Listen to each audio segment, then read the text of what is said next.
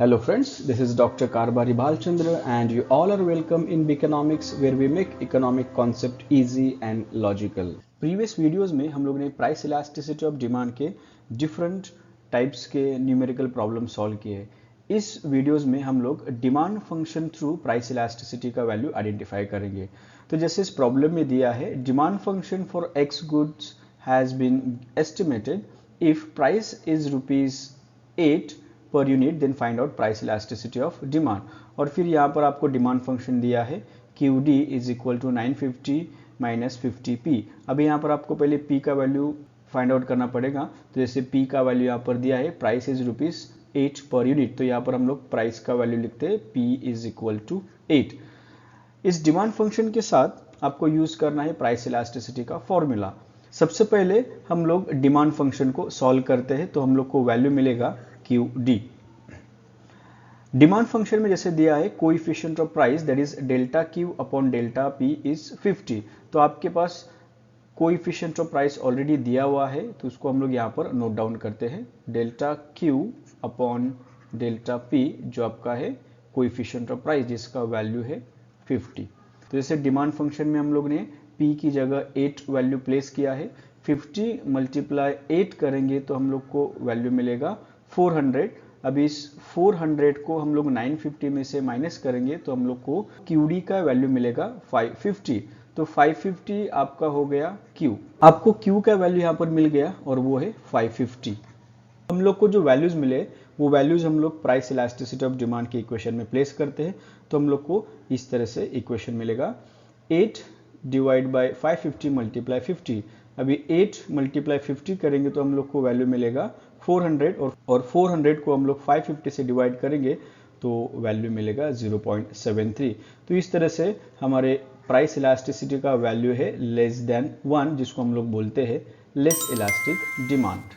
Price elasticity of demand के numerical problems के लिए हम लोग एक और अलग तरह का डिमांड फंक्शन यूज करते हैं जहां पर इनकम को भी कंसिडर किया गया है। तो जैसे प्रॉब्लम यहाँ पर दिया है if price is ₹50 per unit and income is ₹500 then find out price elasticity of demand.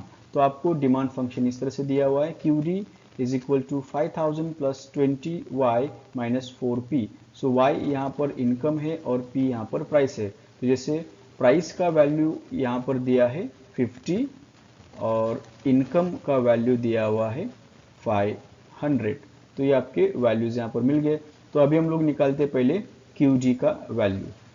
QD का वैल्यू निकालने के बाद हम लोग इलास्टिसिटी ऑफ डिमांड के लिए यूज करेंगे ये फॉर्मूला। सबसे पहले हम लोग निकालते हैं QD का वैल्यू। सो QD का वैल्यू निकालने के लिए हमारे पास कोएफिशिएंट ऑफ प्राइस ऑलरेडी दिया हुआ है that is delta P upon delta P is equal to 4। तो कोएफिशिएंट ऑफ प्राइस है आपका 4। तो अभी हम लोग डिमांड फंक्शन सॉल्व करते हैं। तो डिमांड फंक्शन में हम लोग ये वैल्यू प्लेस करेंगे तो आपका डिमांड फंक्शन इस तरह से बनेगा 5000 प्लस 20 मल्टीप्लाई 500 माइनस 4 मल्टीप्लाई 50। इस डिमांड फंक्शन को अगर हम लोग सॉल्व करते हैं सो 20 मल्टीप्लाई 500 वैल्यू आएगा 10,000 माइनस 4 मल्टीप्लाई 50 वैल्यू आएगा 200। वैल्यू मिलेगा 9,800। अभी इस 9,800 में से 5,000 को हम लोग प्लस करेंगे तो आपको वैल्यू मिलेगा QD का 14,800।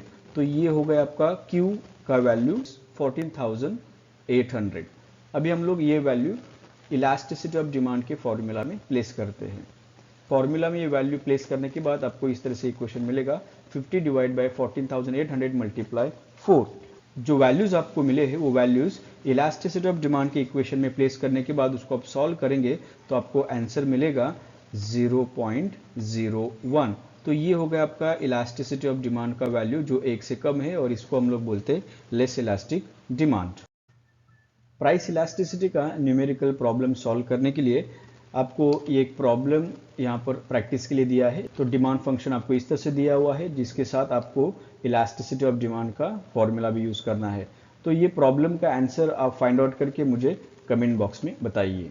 आई होप ये कॉन्सेप्ट आपको समझ में आ गया है और इंफॉर्मेटिव वीडियोस के लिए इस बिकोनॉमिक्स चैनल को आप सब्सक्राइब कीजिए और लाइक कीजिए।